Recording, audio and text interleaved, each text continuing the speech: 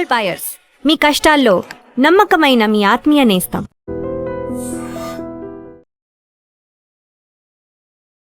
Hi, నమస్తే, welcome to iDream media. నేను మీ రుద్దం శ్రీనివాస్. సెలబ్రిటీల పేరుతో, సెలబ్రిటీల ముసుగుతో ఈ మధ్యకాలంలో జరుగుతున్న మోసాల సంఖ్య బాగా పెరిగిపోయింది, ముఖ్యంగా మన తెలుగు రాష్ట్రాల్లో. ఆ మధ్యనే మనం చూసాము, మంగ్లీ పేరుతో జరిగిన ఒక మైక్రో ఫైనాన్స్ స్కాము. అది మరిచిపోక ముందే మరో famous YouTuber Manashankar Varaprasad channel యూట్యూబర్గా పేరు తెచ్చుకున్నటువంటి రఘు నందన, ఆమె పేరు ఒరిజినల్ పేరు నందు వరల్డ్స్ అంటారు ఆమె ఛానల్ పేరు. ఆమె యూకే వీసాల పేరుతో చాలా మోసం చేసింది. చాలామంది నుంచి 15 లక్షలు 20 లక్షలు ఇట్లా వసూలు చేసి మోసం చేసిందని ఆమె పైన ఆరోపణలు వెల్లువెత్తుతున్నాయి గత కొంతకాలంగా. నిన్ననే ఆంధ్రప్రదేశ్లోని ఇబ్రహీంపట్నంలో, కృష్ణా జిల్లాలో, ఎన్టీఆర్ జిల్లాలో ఎఫ్ఐఆర్ కూడా ఆమె మీద నమోదు చేయడం జరిగింది. దీనికి సంబంధించి మాట్లాడదాం. హైకోర్టు అడ్వకేట్ కాంపల్లి ఉదయకాంత్ గారు మనతో ఉన్నారు. నమస్తే ఉదయకాంత్ గారు. నమస్కారం. ఉదయకాంత్ గారు, ఏంటి అసలు దీన్ని మనం ఎట్లా అర్థం చేసుకోవాలి? మోసపోయే వాళ్ళు ఉన్నంత వరకు మోసం చేసే వాళ్ళు ఉంటారు అనుకోవాలా? మోసం చేసే వాళ్ళు ఉన్నంత వరకు మోసపోయే ప్రజలు ఉన్నారనుకుంటారు? ఎట్లా ఇప్పుడు ఎట్లా ఇచ్చేస్తారండి 15 లక్షలు 20 లక్షలు? యూట్యూబ్లో 4 మాటలు మాట్లాడితే డబ్బులు ఇచ్చేస్తారా?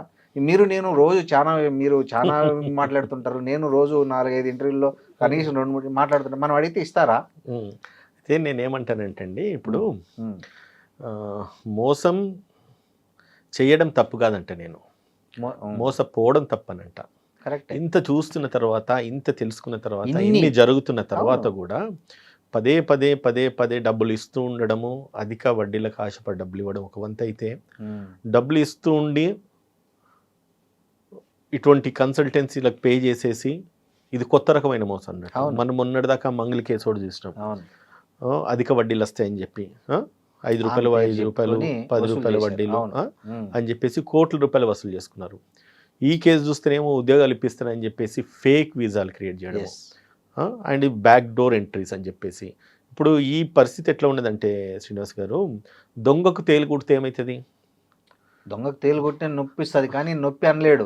ఎందుకంటే నరిస్తే బయటపడి వాడు దొంగతనం చేయడానికి వచ్చినాడని చెప్పేసి వాడు ఇంట్లో ఉన్నాడు, లేచిపోతుంది. అంతే కదా. వీళ్ళు చేస్తున్న పనులు కూడా వాడు అడ్వాంటేజ్ తీసుకున్నారు. ఇప్పుడు నందాస్ ఏదైతే ఓల్డ్ అని చెప్పి ఇప్పుడు ఛానల్ ఉంది, మురళీధర్ ఆయన పేరు మురళీధర్ అనే వ్యక్తి, వాళ్ళ భర్త, వాళ్ళిద్దరు కలిసేసి ప్రోగ్రామ్స్ చేయడం, ప్రోగ్రామ్ చేస్తూ పబ్లిక్ని ఇమేజ్ గెయిన్ చేయడము, వాళ్ళని అట్రాక్ట్ చేసుకోవడము. ఇంకా వాళ్ళు ఏం చేసినా కూడా అది నడుస్తుంది. చాలా ఫేమస్, ఫెమిలియర్, లేకపోతే ఇంత ఐడెంటిటీ ఉన్నదని. మరి ఇప్పుడు చిరంజీవి సినిమా లేదు. నమ్మకం ఉన్న చోటనే మోసం ఉంటుంది. మోసం ఆబ్వియస్లీ నమ్మకం 2 పట్టలు అంటే నేను ఎప్పుడు చెప్తుంటాను. ఇక్కడ కూడా అదే జరిగింది ఇక్కడ.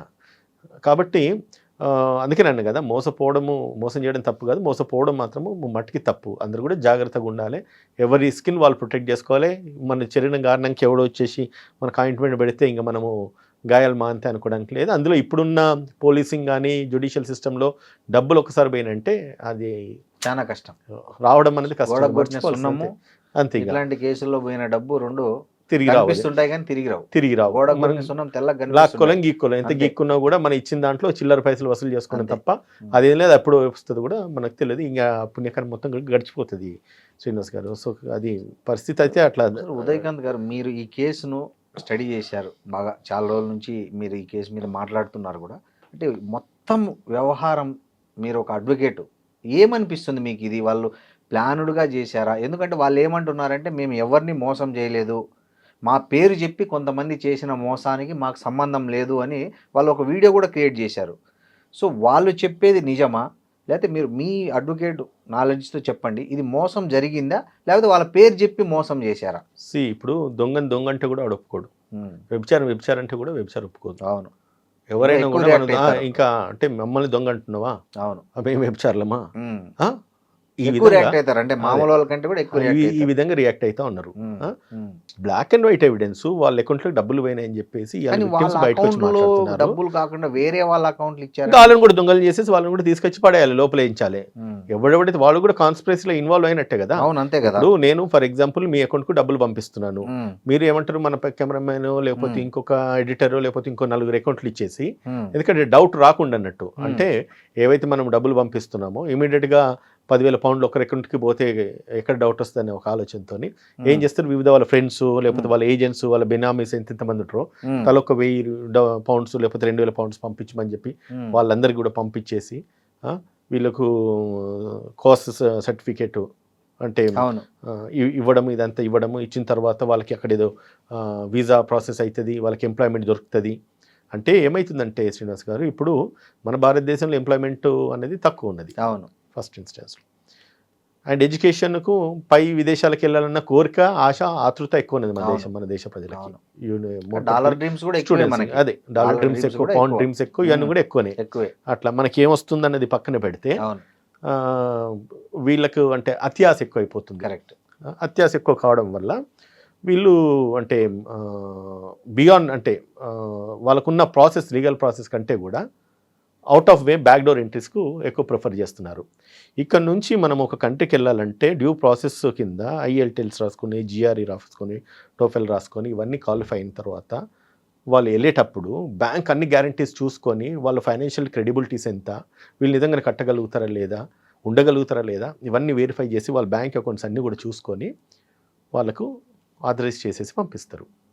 వీళ్ళు అక్కడికి పోయిన తర్వాత చదువు పూర్తి చేసుకొని ఇక్కడికి రారు, ఇంకా కూడా కంటిన్యూ కావాలి. ఇదివరకు మీరు అన్నారు కదా డాలర్ క్రేజ్ ఎక్కువ ఉంటుందని చెప్పేసి, వాళ్ళు ఇంకా కూడా అక్కడ కంటిన్యూ కావాలంటే ఇటువంటి ఆపర్చునిటీస్ కంపెనీస్ నుంచి స్పాన్సర్షిప్ రావడమో, లేదంటే కనుక వీసా రావడమో వస్తే కనుక వాళ్ళు అక్కడే ఉండొచ్చు. ఇంకా ఏ చెత్త పని, పాకి పనులు, లేకపోతే రూములు కడుక్కునుడు, లేకపోతే పెట్రోల్ బంకులల్లా, స్టోర్లల్లా ఇక్కడికి వచ్చిన తర్వాత మహారాజాలు లెక్క ఉంటారు. వాళ్ళకి ఈ లైఫ్, ఈ జీవితాలు సరిపోవు అన్నట్టు.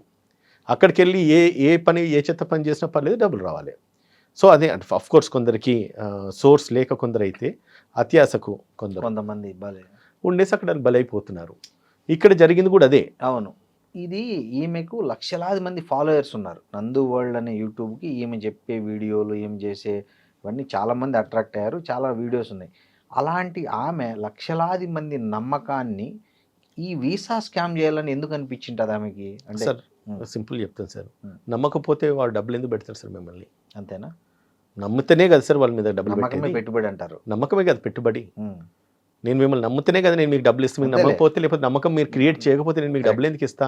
మీకంటూ ఒక పెద్ద సెటప్ ఉండాలో, స్టూడియో ఉండాలో, iDreams ఛానల్ ఉండాలి, దాని తర్వాత మీకు వ్యూవర్షిప్ ఉండాలి, అన్ని ఉన్న తర్వాత శ్రీనివాస్ గారు పెద్ద మనిషి, క్రెడిబిలిటీ ఉన్న తర్వాతనే కదా ఎవరైనా, అంతే కదా సార్. సో అది చూసుకునే కదా ఎవరైనా పెట్టేది. సో ఇక్కడ జరిగింది అదే. వాళ్ళు ఏం చేస్తున్నారంటే ఒక హైప్ క్రియేట్ చేసుకున్నారు వాళ్ళకి వాళ్ళు. ఏముంది, యూట్యూబ్ ఛానల్స్లో ఎన్ని పోస్టులు పెట్టినా కూడా వ్యూవర్షిప్ పెట్టిన కొద్ది వాళ్ళ పైసలు వస్తాయి, టైంపాస్, ఎంజాయ్మెంట్. దాంతోపాటు అన్నిటికంటే స్ట్రాంగ్ థింగ్ ఏదో బలమైనది నమ్మకం. నమ్మకం వచ్చిన తర్వాత ఏముంది, వాడు ఇంకా అది సాటిస్ఫై గారు. అక్కడికి మనిషికి సాటిస్ఫాక్షన్కి ఒక అదుపది ఉండదు కాబట్టి అది బియాన్ పోయింది అన్నట్టు. ఏం చేస్తే ఇంకా డబ్బులు వస్తాయి. ఒకరితో ట్రైల్ చేసి, ఇద్దరితో ట్రైల్ చేసి, ముగ్గురితో ట్రైల్ చేసి సక్సెస్ అయిపోయినారు. ఇప్పుడు ఎంత ఉండొచ్చండి మోసం విలువ? అంటే ఇప్పుడు మీరు బాధితులు చెప్తున్న దాన్ని బట్టి మీరు కూడా చూసి ఉంటారు బహుశా. మీరు ఇప్పుడు వాళ్ళు ఒక్కరికి అంటే నేను ఒక వీడియోలో విన్నా, అంటే COS అంటే సర్టిఫికేట్ ఆఫ్ స్పాన్సర్షిప్ అనేసి ఒక కంపెనీ ఇవ్వచ్చు ఒక వ్యక్తికి. ఇచ్చిన తర్వాత ఆ కంపెనీ ఏం చేస్తారు, వీళ్ళకి వీసా అప్రూవ్ చేసేసి వాళ్ళని అక్కడ పెట్టుకొని జాబ్ ఇస్తారు.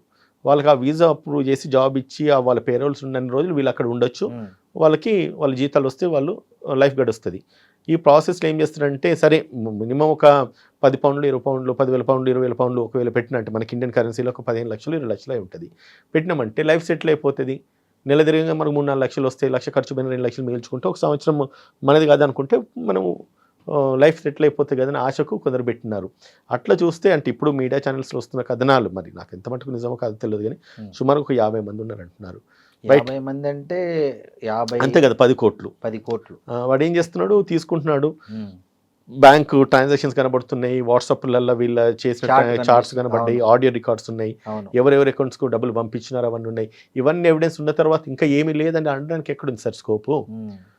వాడు డెస్టినీ కన్సల్టెన్సీ అనే సంస్థ పేరుతో సంస్థ స్థాపించుండు, ఆ సంస్థకు అమౌంట్ ఫార్వర్డ్ చేయించుకున్నాడు, ఆ సంస్థ సర్టిఫికేట్ ఎత్తేసారంట కదా ఇండియాలో బ్రాంచ్. అది లేనే లేదు, అది ఇప్పుడు కనబడతలేదు, అది అది మాకు సంబంధం లేదని మాకు సంబంధం లేదని చెప్తా ఉన్నారు. ఓకే, ఇప్పుడు దాన్ని సంబంధము ఉన్నా లేకపోయినా నీ అమౌంట్కి నీ అకౌంట్కి అయితే డబ్బులు వచ్చినాయి కదా, అంతే కదా. నీ అకౌంట్కి వచ్చినాయి, చెప్పిన వాళ్ళకి అకౌంట్స్కి వచ్చినాయి, వాట్సాప్ చాట్ హిస్టరీలు మనకు ప్రూవ్ అవుతాయి, కేసు నిలబడుతుంది, బ్యాంక్ అకౌంట్ నుంచి అకౌంట్ నుంచి అకౌంట్కి ట్రాన్స్ఫర్ అయింది, నిలబడుతుంది, కాజ్ ఆఫ్ యాక్షన్ ఎరోజ్ అయింది. కాకపోతే ఏంటంటే వీళ్ళు చేసిన ప్రాసెస్ ఒక రాంగ్ ప్రాసెస్, ఇల్లీగల్ ప్రాసెస్. మొన్న ఈ మధ్య సుప్రీంకోర్టు చేసిన దీని ప్రకారం వాట్సాప్ దాన్ని కూడా సాక్ష్యంగా పరిగణించమని చెప్పింది. అవును, ఆ లాలో కూడా అమెండ్మెంట్ వచ్చినట్లుంది కదా. అవును, రీసెంట్ గా. అవును. సో ఆ ప్రకారంగా వీళ్ళు ఈ బాధితులు ఏదైతే చెప్తున్నారో అవన్నీ పర్ఫెక్ట్ ప్రూఫ్లే ఈ కేసులో. సార్ ఒకటి నేను ఎప్పుడు చెప్తుంటా, వాస్తవంగా నిప్పులు ఎందుకు పొగరాదు, ఏమిట్లో ఏం లేని వీళ్ళు ఎందుకు వస్తారు, ఎందుకు వస్తారు? వాళ్ళేం వీళ్ళకి శత్రువులా? వాళ్ళు ఎక్కడో యూకేలో ఉన్నారు, వీళ్ళు ఎక్కడో ఇక్కడ ఏడో ఉన్నారు, ఆంధ్రాలో ఉన్నారు, తెలంగాణలో ఉన్నారు. వాళ్ళకు వీడియో కూడా రిలీజ్ చేసిండ్రు, 50 యాపిల్ పెట్టేసి ఒక యాపిల్ చెడిపోతే మిగతా వాళ్ళందరూ కూడా దీన్ని ఆశ్రయ తీసుకుని యాపిల్ అని చెడిపోయారని చెప్పేసి అంటున్నారని చెప్పేసి వాళ్ళకి వాళ్ళు వీడియో పెట్టింది. దాన్ని బట్టి ఏమన్నా ఒక యాపిల్ చెడిపోయింది కదా, అడ్మిషన్ కదా, అది లీగల్ ప్రాస్పెక్ట్స్ లో ఆలోచిస్తే వీళ్ళు అడ్మిట్ అయ్యారు తప్పు చేసినట్టుగా. సో దాన్ని లీగల్ గా మీరు అడ్వకేట్ కన్సిడర్ చేయొచ్చు, దాన్ని అంటే వాళ్ళు ఒప్పుకున్నట్లే నేరాన్ని. ఒక యాపిల్ చెడిపోతే అన్ని యాపిల్ తప్పు పడతారంటే ఆ యాపిల్ మేమే ఒప్పుకున్నారా? అంతే కదా, మరి ఆ యాపిల్ చెడగొట్టింది మేమే అని చెప్పేసి వాళ్ళు ఒప్పుకున్నారు. యాపిల్ వాళ్ళు ఒక యాపిల్ వల్లనే మాకు ఈ బ్యాడ్ ఇమేజ్ వచ్చిందని ఒప్పుకున్నారు. వాళ్ళకి ఇమేజ్ వచ్చింది కాబట్టి అది స్ప్రెడ్ అవుతుంది. ఇప్పుడు ఏమైతుంది సార్, ఒకరి బెదిరించారని కూడా చెప్తున్నారు బాధితులు. ఇప్పుడు బాధితులను బెదిరించారు, ఇక్కడ వాళ్ళ చుట్టాలు ఇక్కడ ఉన్న వాళ్ళని లోకల్ పొలిటికల్ ఇన్ఫ్లుయెన్స్ వాడుకొని, ఎందుకంటే వానికి ఇప్పుడు కోట్ల రూపాయలు మన అకౌంట్లు ఉన్నాయి, వీళ్ళు రోడ్డు మీదకి వచ్చేస్తున్నారు, అంతే కదా, వీళ్ళు రోడ్డు మీదకి వచ్చున్నారు, వీళ్ళ దగ్గర డబ్బులు లేవు, వాడు ఒక్కడు వచ్చేసి 50 మందిని మోసం చేస్తే 10-15 కోట్లు ఆయన అకౌంట్లోకి వచ్చినాయి. వీళ్ళకేంటి తిండి గతి లేకుండా వీళ్ళు ఉన్నారు ఇప్పుడు. సార్ 15 లక్షలు అంటే ఒక సామాన్యమైన వ్యక్తి జీవితకాలం సంపాదన. అవును, ఒక సామాన్య వ్యక్తి జీవితకాలం కష్టపడి సంపాదించి కూడబెడితే 15 లక్షలు 20 లక్షలు కూడబెడతారు ఇప్పుడున్న పరిస్థితిలో. అది వాళ్ళు ఒక్క వేటుకు తీసేసుకున్నారు కదా. అలా అంతమంది 50 కుటుంబాల్లో వాళ్ళు చాలా విషాదం నింపినట్లే. ఒకటే సార్, ఇప్పుడు వానికి అంత అత్యాశ ఎందుకు? ఇద్దరు పిల్లలు అక్కడ వాళ్ళకి అవి ఖర్చు కదా, అది శాపం కదా వాళ్ళకి. ఖచ్చితంగా. ఇప్పుడు ఎన్ని చోట్ల మనం చూస్తున్నాం, పిల్లల బర్త్డే కూడా చాలా ఏదో పంచకట్టు ఏదో సెరమనీ చాలా గ్రాండ్ గా చేశారంట అక్కడ. బాధితులు చెప్తున్నారు దాన్ని చాలా చాలా రిచ్ గా చేశారంట, బౌన్సర్లను పెట్టారంట అక్కడ. వాడి సొమ్ము కాదు కదా, వాడు కష్టపడ్డ పైసలు కాదు కదా, వీళ్ళ రక్తం చెమట వీళ్ళంతా కూడా దారబోసి అయ్యేవో డబ్బులు పంపించిన తర్వాత వీళ్ళు ఏదో ఆశకని చెప్పి వానికి డబ్బులు ఇస్తే వాడికి ఫ్రీ మనీ వచ్చింది, వాడు ఏం చేస్తాడు?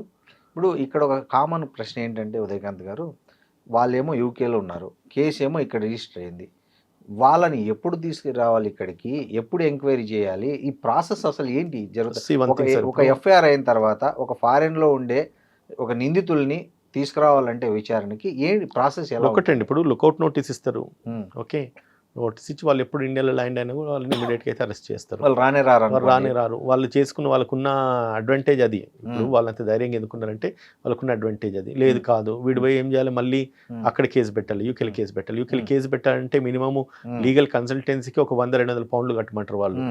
అక్కడికే వీళ్ళు మొత్తానికి ఇదైపోయి ఉన్నారా బాబు అంటే మళ్ళీ 20,000-30,000 కట్టండి అంటే వాళ్ళు ఎక్కడికి వెళ్ళి కట్టగలుగుతారు? అది పాసిబుల్ కాదు కదా. వాళ్ళకున్న నాలెడ్జ్లో వాళ్ళకున్న అడ్వాంటేజ్ అది. వాళ్ళు ఎక్కడ ఎన్కరేజ్ చేసుకున్న సిచ్యుయేషన్ అంటే వాళ్ళు లీగల్గా ఫైట్ చేయాలంటే ఫస్ట్ ఇన్స్టాన్స్లో ఇద్దరికి ఓపెనింగ్లో చెప్పినట్టు దొంగకి తేలికుడితే ఏమవుతుంది, వాడు ఎవరికి చెప్పుకోలేడు. వీళ్ళ పరిస్థితి అది. బ్యాక్ డోర్ ఎంట్రీ గురించి అని చెప్పి ఎందుకు పైసలు ఇచ్చినావు అని చెప్పేసి వాళ్ళు ఫస్ట్ కేసుకు ఒక స్టాండే ఉండదు. Correct, right sir. మా దేశంలోకి నువ్వు అక్రమంగా ప్రవేశించాలనుకున్నావు అనేది అక్కడ అక్రమంగా ప్రవేశించి ఉండాలనుకుంటున్నావు కానీ లేకపోతే అక్రమంగా ప్రవేశించాలని అనుకున్నావు, వీటిలో మోసం చేసిన దానికి అక్కడ ఫ్యాక్ట్స్ ఎస్టాబ్లిష్ కావు. అంతే కదా. ఏ సార్, సో అక్కడ కేసు ఫైల్ చేసే పరిస్థితులు అయితే లేవు. పరిస్థితి చాలా మటుకు లేవు. చాలా మటుకు పోనీ వాళ్ళు లీగల్ గా కన్సల్ట్ చెప్తున్నా కదా, లీగల్ కన్సల్టెన్సీ తీసుకోవాలన్నా కూడా అటానికి వాళ్ళు ఎంత లేదన్నా 200 పౌండ్ మినిమం అర్ధగంటకు గంటకు ఛార్జ్ చేస్తారు వాళ్ళు. దీన్ని ఎంతవరకు వచ్చింది? అది 20-30,000 అవే పోయినాయి కదా. అవును, అట్లా ఎంతగానో కొట్లాడతారు వీళ్ళు. ఎవరికి అంత ఓపిక ఉంటుంది సార్? 15 లక్షలు ఓపిక కాదు, డబ్బు ఉండాలి కదా. డబ్బులు పోయిన తర్వాత ఓపిక లేదు కదా చాలా కేసుల్లో. అదే అడ్వాంటేజ్ అయితే మోసాలు చేసే వాళ్ళకి. అవును, డబ్బులు లేవు, ఓపిక లేదు. దాని తర్వాత డబ్బులు ఆల్రెడీ పోయినాయి, కొట్లాడంటే డబ్బులు ఉన్నాయి. అక్కడ వాళ్ళు ఆల్రెడీ ఫైనాన్షియల్గా వెల్దీగా ఉన్నారు. అక్కడికి వెళ్ళి ఇక్కడ వాళ్ళు ఎంత ఇన్ఫ్లుయెన్స్ వాడుకోవాలి అంత ఇన్ఫ్లుయెన్స్ వాడుకుంటారు. విన్నారు సార్, చాలా మంది బాధితులు చెప్తున్నారు కేసులే తీసుకోలేదు, మేము పోలీస్ స్టేషన్కి వెళ్తుంటే ఎవరో ఫోన్లు వస్తున్నాయి, వాళ్ళు మాది అసలు 0 ఎఫ్ఐఆర్ కూడా పెట్టట్లేదు, మళ్ళీ వెనక్కి పంపించేస్తున్నారు, 4-5 పోలీస్ స్టేషన్లు కూడా తిరిగామని బాధితులు చెప్తున్నారు. చాలా మంది మీడియాతో. బాధితులకు కానీ చాలా మందికి ఒక విషయం తెలియదు. ఎఫ్ఐఆర్ అనగానే మనం ఒక తెల్ల కాగితం మీద నల్ల అక్షరాలతోని 4 పదాలు రాసి ఇచ్చేస్తాము, ఎఫ్ఐఆర్కి ఈజీగా అయిపోవాలనుకుంటారు. ఒక ఎఫ్ఐఆర్ అయిన తర్వాత ఎఫ్ఐఆర్ క్లోజ్ చేయాలంటే హైకోర్టు లేదంటే కనుక కేసు హాస్టల్ కావాలి. అటువంటి పరిస్థితులు ఉంటాయి సార్. అంత ఈజీగా అది ఎఫ్ఐఆర్ అంటే మన నోటి మాటకు అనుకుంటే ఎఫ్ఐఆర్ చేస్తలేరు. ఎఫ్ఐఆర్ చేసిన తర్వాత ఎంత తత్తంగా ఉంటుంది, ఎంత రాద్దంతా ఉంటుంది ఎవరికేం తెలుసు? పోలీసు వాళ్ళకి, ఇన్వెస్టిగేషన్ ఆఫీసర్లకి తెలుస్తుంది. మనం ఏదో చేసిన మాత్రంగా ఒక 4 పేజీలు 2 పేజీలు కంప్లైంట్ ఇచ్చినంత మాత్రాన అంత మట్టికి ఉండదు కదా. అవును, దానికి ఒక ఇన్వెస్టిగేషన్ ఆఫీసర్, ఒక ఏజెన్సీ, దాని తర్వాత తను పోవాలి, తీసుకురావాలి, దాని మీద ఇన్వెస్టిగేషన్ చేయాలి, ఛార్జ్షీట్ వేయాలి, కోర్టుకు ప్రొసీడింగ్స్ నడవాలి, వాడిని అరెస్ట్ చేయాలి, రిమాండ్ చేయాలి, ట్రయల్స్ కావాలి, ఎవిడెన్స్ రికార్డ్ చేయించాలి, ఎన్నెన్ని పనులు ఉంటాయి సార్.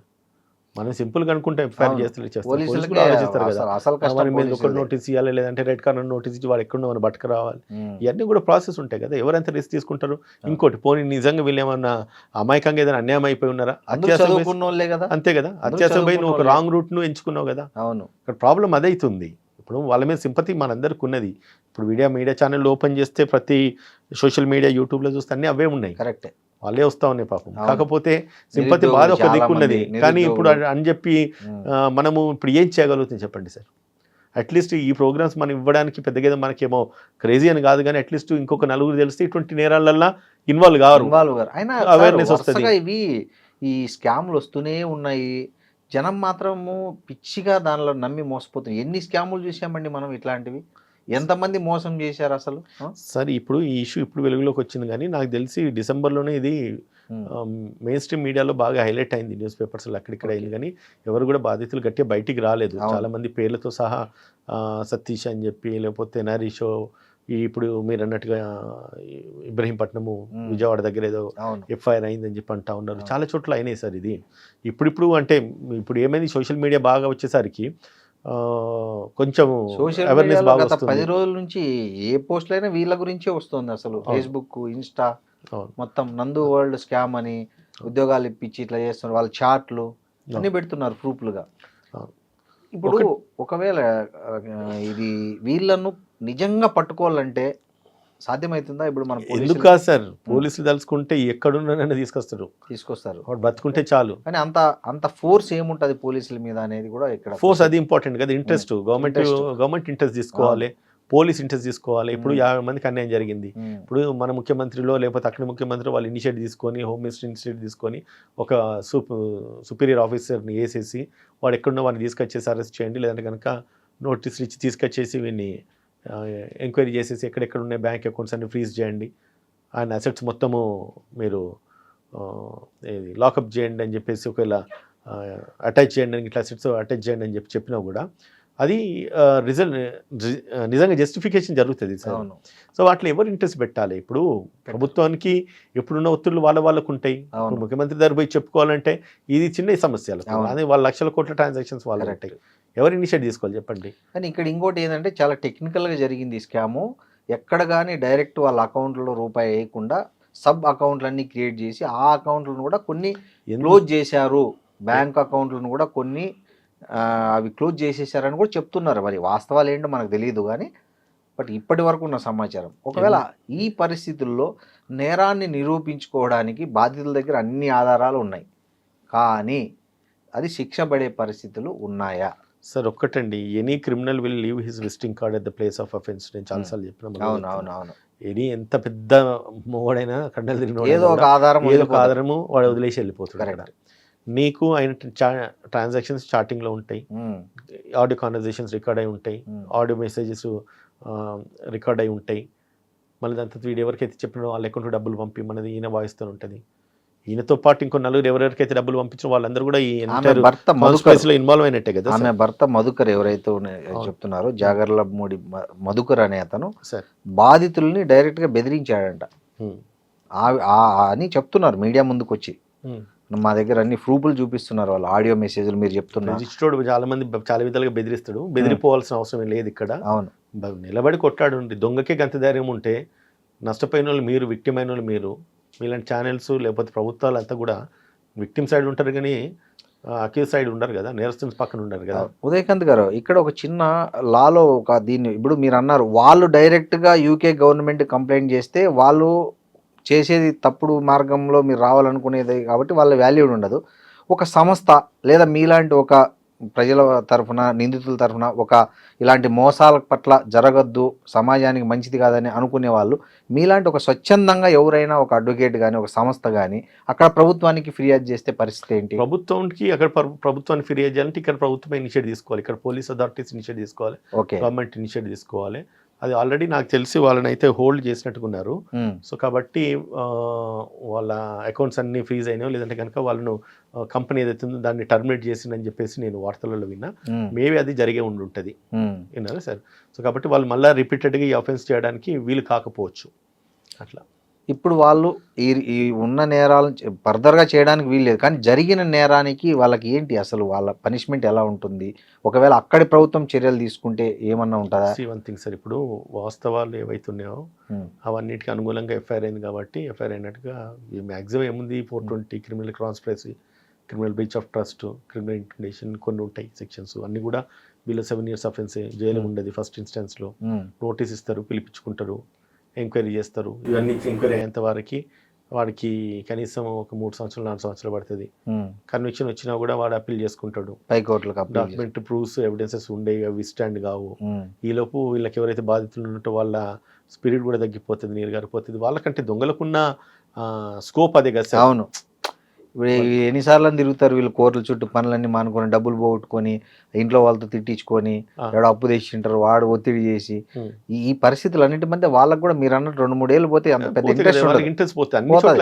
అదే వాళ్ళకి వరమైతుంది. చాలా మంది స్కామ్స్టర్స్ కి బాధితులు ఇంట్రెస్ట్ కోల్పోవడము, ఆసక్తి కోల్పోవడము, నమ్మకం కోల్పోవడము, తిరగడానికి ఓపిక లేకపోవడము. ఏమైతుందంటే సార్ ఇప్పుడు 20 లక్షలు పోయినాయి. అవును, 20 లక్షలు వస్తే రాదో తెలియదు. అవును, 20 లక్షలు రాబట్టుకోవాలంటే మళ్ళీ 2-3 లక్షలు ఖర్చు పెట్టాలి. ఎక్కడికి వెళ్ళి పెడతారు వీళ్ళు? అక్కడికే వాళ్ళు వాషౌట్ అయి ఉంటారు. వీటికి తీసుకున్న డబ్బులకు అప్పులు కట్టుకోవడము, వడ్డీలు కట్టుకోవడం వాళ్ళు సరిపోవు. ఇది వాళ్ళు దొంగల ఆశ్రయం తీసుకుంటారు సార్. ఇప్పుడు ఇటువంటి నిజంగా ప్రభుత్వాలు ఇనిషియేట్ తీసుకోవాలి. ఇటువంటి ఎవడన్నా అయితే దొరికింది అనుకోండి, మన ఇండియాలో అయితే ఏం చేయాలంటే 2-3 ఎన్కౌంటర్ చేసేసారు. కరెక్ట్, నిజంగా వాస్తవంగా జరిగింది, ఆ ఇన్సిడెంట్ జరిగింది, ప్రూఫ్ ఉన్నదానికి ఇట్లా అంటే ఇంకా మన కోర్టు తీసుకుపోయి ట్రయల్ చేసుడు కాదు, బహిరంగ ఎన్కౌంటర్లు చేసేసినారు అనుకోండి. ఇంకోసారి మోసం చేయాలంటే వాడు భయపడతాడు. వాడు ఆ సిస్టమ్ లేదు కదా మన ఇండియన్ జ్యుడిషియల్ సిస్టమ్ అట్లా లేదు కదా. అంటే అన్లెస్ వాడిని గిల్ట్ ప్రూవ్ అయ్యేంత వరకు కూడా వాడి నిరపరాధి అనుకోవాలి, వాడు మంచోడని అనుకోవాలి. అంటే ఇప్పుడు ఇట్లా కేసులు అవుతాయి, ఇప్పుడు ఎవరైతే ఎన్ఆర్ఐలు ఉన్నారో వాళ్ళ మీద ఇట్లా ఇండియాలో కేసులు అవుతాయి కదా, వాళ్ళను ఫర్దర్గా వాళ్ళ పాస్పోర్ట్ రెన్యువల్కు అట్లాంటప్పుడు తీసేయచ్చు. వాళ్ళ పాస్పోర్ట్ హ్యాండ్ ఓవర్ చేసుకోవచ్చు. గవర్నమెంట్ రాసేసి వాళ్ళ పాస్పోర్ట్స్ హ్యాండ్ ఓవర్ చేసుకోవచ్చు. వాడు ఒకసారి వచ్చిందంటే మళ్ళీ ఒకసారి ఇంకోసారి వాడు మన బయట దేశాలు పోకుండా కూడా చర్య తీసుకోవచ్చు సార్. కోర్టు అంటే దానికి ఏం చేయాల్సి ఉంటుంది అంటే బాధితులు చేయాలి. బాధితులు కంప్లైంట్ ఇవ్వడం మట్టుకే సార్. ఇదివరకు చెప్పిన కదా, వాళ్ళకు కంప్లైంట్ రాసి ఇవ్వడమే. పోలీసు నిజంగానే ఇనిషియేట్ తీసుకొని వాళ్ళ మీద యాక్షన్ తీసుకోవాలనుకుంటే పోలీసు తలుచుకుంటే చెయ్యలేదంటే ఏం లేదు సార్. అవును, correct, they can do anything sir. ఎక్కడి నుంచి వాడిని ఏ పుట్టలను కూడా తవ్వుకొని తీసుకురాగలుగుతారు. బట్ అంత సిస్టము లేకపోతే అంత ఇంట్రెస్ట్ ఎవరు పెట్టాలి అంటున్నా. ఇప్పుడు నిజంగానే ప్రభుత్వం ఇంత జరుగుతున్నాయి కదా, ఇన్ని మీడియా ఛానల్ మాట్లాడుతున్నారు కదా. ఒక ముఖ్యమంత్రియో లేకపోతే ఒక మంత్రియో లేకపోతే ఒక ఎమ్మెల్యే ఎంపీ ఎందుకు మాట్లాడుతున్నారు? ఎవరు మాట్లాడరు. ఎందుకు మాట్లాడుతారు? ఇది ప్రజల సమస్య కదా, నిరుద్యోగుల సమస్య కదా. మంగళీది కేసు అంతగానం అయింది కదా మన తెలంగాణ రాష్ట్రంలో. ఎవరు ప్రజాప్రతినిధి ఎవరైనా మాట్లాడినరా? విచిత్రంగా ప్రతిపక్షాలు కూడా మాట్లాడలేదండి. మరి దిస్ ఇస్ వండర్ అసలు కదా. జనరల్ గా ప్రతిపక్షాలు ఏదన్నా అంది వస్తే చాలు, పోతేనేమో పోలీసు వాళ్ళు ఏమో పట్టించుకొని బయట నిలబడతారు. ఎవరైతే అక్యూజ్ పోతే పోయేసి కంప్లైంట్ ఇస్తే నవ్వుకుంటే ఫోటోలు దిగి ఎక్కడో ఢిల్లీలో జరిగిన వాటి మీద స్పందిస్తారు, మణిపూర్లో జరిగిన వాటి మీద స్పందిస్తారు, నేపాల్లో జరిగిన వాటి మీద స్పందిస్తారు, బంగ్లాదేశ్లో జరిగింది, అమెరికాలో జరిగింది స్పందిస్తారు. కానీ నీ కళ్ళ ముందర నీకు ఓట్లు వేసే ప్రజలకు నష్టం జరిగితే స్పందించే వాళ్ళు కరువు అయిపోయారండి. ఎవరి దగ్గర అయితే డబ్బు ఉంటుందో వాళ్ళ దిక్కే సిచ్యువేషన్స్ వాళ్ళకి అనుకూలంగా టిల్ట్ అవుతూ ఉంటాయి. ఉదయకాంత్ గారు, ఒక అడ్వకేట్గా మీరు చెప్పండి, ఇలాంటి యూట్యూబుల ద్వారా అట్లా ఇట్లా నమ్మకాలు సంపాదించి డబ్బులు స్కామ్ చేసే వాళ్ళ పట్ల ఎలాంటి జాగ్రత్తలు తీసుకోవాలి ప్రజలు, ముఖ్యంగా నిరుద్యోగులు? సింపుల్గా సార్, ఇవన్నీ ఎందుకు సార్, మీకు నమ్మకపోతే అయిపోతాయి కదా సార్. అంతేనా? ఏమో మోసానికి ఒక స్కోప్ ఉండదు. ఆశపడితే సంకనాగిపోతారు. గిట్నే బ్లంట్గా చెప్తున్నా. అవును, ఆశపడి మీరు పెట్టుండ్రి, నాకు పెనక తెలుస్తుంది మీకే. ఎన్ని చూస్తారు, ఎంతగాని చెప్తారు సార్, ఎంత అవేర్నెస్ ఇస్తారు. పోలీసు కూడా ఎంతగాని చేస్తారు సార్. ఒక కేసులో నేను చెప్తాను సార్, ప్రియాంక చిట్ ఫండ్స్ అని చెప్పేసి మన తెలంగాణలో ఓల్డ్ ఏజ్ వాళ్ళంతా కూడా వాళ్ళు డబ్బులు ఇన్వెస్ట్ చేసినారు. ఎంత వాడు ఇంట్రెస్ట్ 17% ఏదో ఇస్తున్నాడు పర్ annum. అవును. బయట ఇస్తే 7-8% కదా అని చెప్పి నేతాజీ అని చెప్పేసి వాడు ఉన్నాడు, ప్రియాంక ఎంటర్ప్రైజెస్ అని పెట్టిండు. ఆయన వైఫ్ ఏమో ఒక బ్యాంక్లో, కార్పొరేట్ బ్యాంక్లో జస్ట్ మేనేజర్. అక్కడికి వచ్చి డిపాజిట్లు అని తీసుకుపోయి వాన్ అకౌంట్లోకి డిపాజిట్ చేయించింది. బా. ఇక్కడికి వస్తే మీకు 7-8% కదా, మీరు నా హస్బెండ్ అకౌంట్ డిపాజిట్ చేస్తే 15-17% ఇంట్రెస్ట్ వస్తుందంటే ఏజ్ ఓల్డ్ రిటైర్మెంట్ అయిన ఉన్న వాళ్ళందరూ కూడా వాళ్ళు డబ్బులు పెట్టిండు.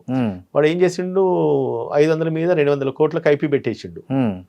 తీరా పోలీసులకు నేను సీఎం గారికి ఒక రిప్రజెంటేషన్ కూడా రాసిన, డీజీపీని కలిసిన, ఒక స్పెషల్ ఇన్వెస్టిగేషన్ టీమ్ ఒకటి సిట్ కాన్స్టిట్యూట్ చేయమన్నా, సిపి గారిని కలిసినాను.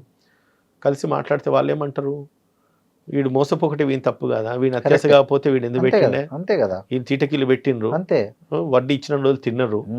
తీరు ఎప్పుడైతే వాడు ఎగ్గొట్టిండో వాడు కట్టి వాడు అలసిపోయిండు. వడ్డీ ఇప్పుడు కట్టే పరిస్థితి లేదు, బిజినెస్ లేదు, నష్టపోయిండు. ఇప్పుడు వచ్చి మా ప్రాణాల మీద పడితే మేము ఏం చేస్తాం సార్, మీరు ఎంత రోజులు వచ్చి మేము ఏం అడిగినా కూడా మేమేం చేస్తాం చెప్పుండ్రి. వాడు డబ్బులు తీసుకున్నాడు ఎక్కడో, మొత్తానికైతే వాడు ఇది చేసేసుకున్నాడు, ఇన్వెస్ట్మెంట్స్ పెట్టుకున్నాడు, అమౌంట్ అంతా స్ప్లిట్ చేసిండు, సార్ట్అవుట్ అయిపోయినాయి. కోర్టు నుంచి వాడు ఐపీ పెట్టుకున్నాడు. కోర్టు ఏం చేస్తే ఐపీ పెట్టుకుని కోర్టు ప్రొటెక్షన్ ఇస్తుంది, పోలీస్ ప్రొటెక్షన్. అని ఇన్సాల్వెంట్గా పూర్తిగా డిక్లేర్ అయ్యేంత వరకు అన్ని ఏ పోలీసులు ముట్టనికలేదు, అరెస్ట్ చేయనికలేదు. మరి న్యాయస్థానం చట్టాలు ఈ రకంగా ఉన్న తర్వాత బాధితుడికి నష్టపోయిన తర్వాత మనకి న్యాయం జరుగుతున్న స్కోప్ ఎక్కడిది చెప్పండి, జరగదు. కాబట్టి నేను ఒకటే చెప్తా సార్, ఇప్పుడు మోసం 100కి 100 కాదు సార్, 1,00,000 సార్లు అదే చెప్తా. మోసం చేయడం తప్పు కాదు, మోసపోవడం తప్పు. మీ జాగ్రత్తలు మీరు ఉండండి. అరే మనం ఎవరిని నమ్మి 10 రూపాయలు ఖర్చు పెట్టాము, 10,000 ఎవరికి అప్పియము, ఎప్పుడో ఏదో ఇస్తారని చెప్పి రూపాయలు, అంత అత్యాస ఎందుకు, అంత ఇదెందుకు, అంత అవేర్నెస్ లేకుండా బ్రతకడం ఎందుకు? ఎంతో మంది మోసపోతున్నారు. అసలు పెద్ద పెద్ద ప్రొఫెసర్లు చాలా మంది మోసపోతున్నారు. ఇప్పుడు ఇక్కడ యూకేకి పోవాలనుకున్న వాళ్ళు అందరూ మినిమం బీటెక్లు చేసిన వాళ్ళే కదా, మినిమం అంటే ఒక డిగ్రీ కంప్లీట్ చేసుకొని బీటెక్ ఎంఎస్ అట్లా చేసిన వాళ్ళే కదా. సో వాళ్ళు కూడా ఇది స్కామ్ అని పసిగట్టలేకపోయారు. ఇప్పుడు ఒకటండి, వాళ్ళ అవసరాలు, సిచ్యుయేషన్లు కొందరిని డ్రాగ్ చేస్తాయి. అవును, కొందరి పరిస్థితులు అండ్ దాని తర్వాత కొందరికి మనం అనుకున్నట్టుగా అత్యాస. ఇప్పుడు ఈ కేసులో బాధితులు ఎవరైతే ఉన్నారో ఉదయకాంత్ గారు, వాళ్ళకి ఏ రకంగా డబ్బు వచ్చే అవకాశం 1% అయినా ఉందా? ఎందుకుండేది అంటే ఎట్లా దాని రూట్ ఏమైనా ఉందా? మీరు ఒక అడ్వకేట్గా సలహా ఇవ్వండి.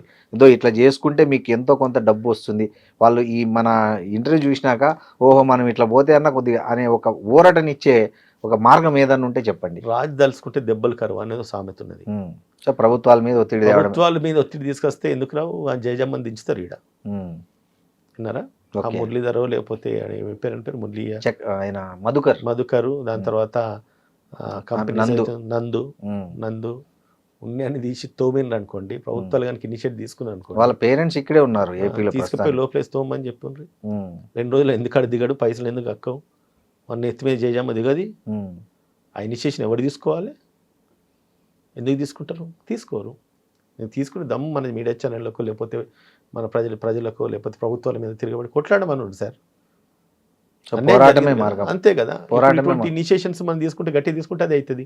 వాడు 10 కోట్లు సంపాదించుకున్నాడు, వ్యవస్థకు 2-3 కోట్లు వాడు ఖర్చు పెట్టుకుంటే కూడా మిగతా అంతా అన్ని సిస్టమ్ అంతా సైలెంట్ అయిపోతుంది కదా. వాడు బలపడే అటువంటి సిస్టమ్ లో మనం బ్రతుకుతున్న తర్వాత నేరస్తుని కాపాడడానికి విసులుబాట్లు ఎన్నో ఉన్నాయి, అది మనకు తెలుసు. ఇంకా మనం ఎందుకు మోసపోవాలి? ఇంకా దీంట్లో ఇటువంటి సిస్టంలో మనం జస్టిస్ ఎట్లా ఎక్స్పెక్ట్ చేస్తాం? It's very difficult. Be careful అంతే. ఇప్పుడు మనం ప్రజలకు చెప్పేది ఏంటంటే అటువంటి జరిగినాయి కాబట్టి ఇంకెవరైనా ఉంటే కనుక మోసపోకుండ్రి, ఇంత మటుకైతే మనం చెప్పగలుగుతాం. దీనివల్ల మనం ప్రివెంట్ చేయగలుగుతాము. ఆ జరిగిన వాటికి మనం ఏం చేయగలుగుతామంటే సలహా ఇవ్వగలుగుతాం, పుక్కటి సలహాలు చాలా ఇస్తాము, but that will not work out. ఒకవేళ బాధితులకు మీరేమన్నా వస్తే మీ దగ్గరికి న్యాయ సహాయం చేసే అవకాశం ఉందా?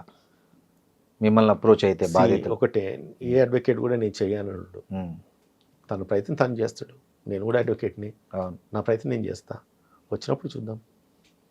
ఉదయకాంత్ గారు, ఇంకోటి మనం సంతోషించాల్సింది, తెలంగాణలో అడ్వకేట్ ప్రొటెక్షన్ యాక్ట్ అనేది ఒకటి వచ్చింది. దాన్ని జూన్ 2వ తేదీ నుంచి తెలంగాణ రాష్ట్ర అవతరణ దినోత్సవం రోజు నుంచి అమల్లోకి వచ్చినట్లు గెజిట్ నోటిఫికేషన్ కూడా వచ్చింది. అసలు ఏంటి ఈ యాక్టు? ఈ యాక్ట్ నుంచి అడ్వకేట్లకు ఎలాంటి రక్షణ లభించబోతోంది? అడ్వకేట్లకు రక్షణ లభించడం కాదు సార్, అడ్వకేట్స్ల మీద ఏమన్నా అరాచకాలు జరిగితే ఒక స్పెషల్ ప్రొవిజన్ కింద ఒక స్పెషల్ లా వచ్చింది, దాని కింద ట్రీట్ చేస్తారు. అంటే ముందుకి ఇప్పటికి ఏం మారబోతుంది? ఏది ఈ కొత్తగా దీని వచ్చిన దాని ప్రకారం. చట్టాలు వివిధ రకాలుగా ఇప్పుడు ఈ కామన్ లా ఒకటి ఉంటుంది, ఉమ్, ఐపీసీ కానీ లేకపోతే బిఎన్ఎస్ కానీ. ఇదివరకు ఐపీసీ ఉంది, ఇప్పుడు బిఎన్ఎస్ ఉన్నది. ఇప్పుడు అడ్వకేట్స్ ప్రొటెక్షన్ యాక్ట్ కొత్తగా వచ్చింది కాబట్టి అడ్వకేట్ మీద ఏదైనా దాడి జరిగితే కనుక వాళ్ళకు ఒక స్పెషల్ ప్రొవిజన్, స్పెషల్ యాక్ట్ ఉన్నది. ఆ యాక్ట్ ప్రకారంగా ట్రయల్స్ జరుగుతాయి. ఎవరైనా వచ్చేసి మన మీద దాడి చేస్తే, ఈ మధ్య ఎక్కువే ఇదివరకు అయితే advocate. బెయిలబుల్ అఫెన్స్ ఉండేది, ఇప్పుడు నాన్ బెయిలబుల్ అఫెన్స్ అవుతుంది. ఓకే. ఇదివరకు అయితే 1 సంవత్సరం శిక్ష ఉంటే ఇప్పుడు 10 సంవత్సరాల శిక్ష అయింది. ఓ, శిక్ష కూడా పెరిగింది భారీగా. విన్నారా? అంటే అటువంటి చాలా అమెండ్మెంట్స్ జరుగున్నాయి. ఉమ్, సో ఇంకోటి ఒక అడ్వకేట్ ను అరెస్ట్ చేయడానికి కూడా సమ్ ఏదో ఎనీ అడ్వకేట్ ఆయన అరెస్ట్ చేయాలంటే first judicial magistrate of first class నుంచి పర్మిషన్ తీసుకొని అరెస్ట్ చేయాలి. ఇంతకుముందు ఎవరిని పడితే వాళ్ళని తీసుకుని అరెస్ట్ చేసేది. అవును. Any practising advocate if you get enrolled in the bar council, ఆయన అరెస్ట్ చేయాలంటే ఫస్ట్ ఇన్స్టెన్స్లో జ్యుడిషియల్ మేజిస్ట్రేట్ పర్మిషన్ తీసుకొని అరెస్ట్ చేయాలి. ఎవరైనా అడ్వకేట్ మీద దాడి జరిగితే 25 years దాకా ఇంప్రిజన్మెంట్ ఉన్న సందర్భాలు కూడా ఉన్నాయి. ఎవరైనా మోసం చేసినా కూడా, అడ్వకేట్ మోసం చేసినా కూడా ఈక్వల్ వైసీ వర్సా ఉంది. ఉమ్, ఓకే, మనం అడ్వకేట్స్ ఎవరైనా మోసం చేసినా అదే యాక్ట్ ప్రివైల్ అవుతుంది, ఓకే. అడ్వకేట్ని ఎవరైనా మోసం చేసినా అదే యాక్ట్ ప్రివైల్ అవుతుంది. ఉమ్, సో ఇటువంటి చాలా మార్పులు జరిగినాయి. ఫస్ట్ ఇన్స్టెన్స్లో ఈ యాక్ట్ రావడానికి ఇనిషియేట్ తీసుకున్న లీగల్ డిపార్ట్మెంట్ నుంచి అడ్వకేట్స్ ఫ్రాటర్నిటీకి, మళ్ళీ దాని తర్వాత యాక్ట్ అమెండ్ చేసిన ప్రభుత్వానికి, ముఖ్యమంత్రి రేవంత్ రెడ్డి గారికి అయితే హృదయపూర్వక ధన్యవాదాలు అయితే ఒక న్యాయవాదిగా నేను తెలియజేస్తా ఉన్నాను.